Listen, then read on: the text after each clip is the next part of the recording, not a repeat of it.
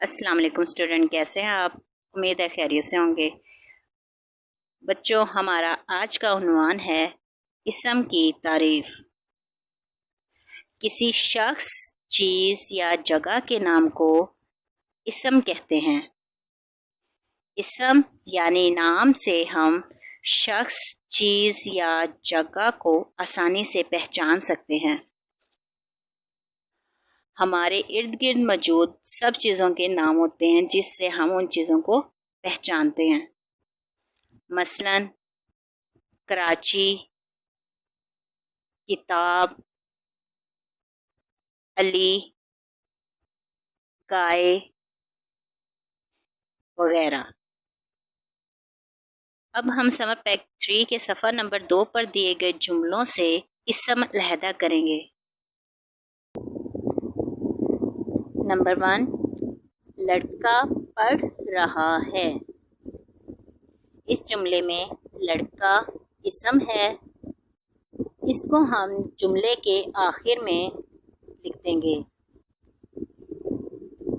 Number 2، میرا قلم بہت اچھا لکھتا ہے۔ اس جملے میں قلم ایک چیز کا نام ہے، اس لیے قلم اسم ہے اور اسے ہم جملے کے آخر میں لکھ دیں گے۔ نمبر 3، پہاڑ پر گرمی نہیں ہوتی۔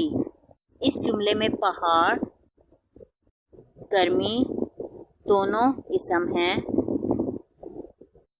ان دونوں لفظوں کو ہم جملے کے سامنے آخر میں لکھ دیں گے۔ پہاڑ، گرمی۔ نمبر 4، اپنی کتاب لے آؤ۔ اس جملے میں کتاب اسم ہے، اسے ہم اس جملے کے آخر میں سامنے لکھ دیں گے۔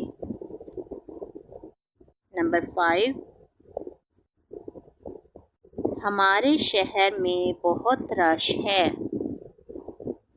اس جملے میں شہر اسم ہے، اسے ہم جملے کے سامنے لکھ دیں گے۔ گھر میں رہیں، محفوظ رہیں۔ اللہ حافظ۔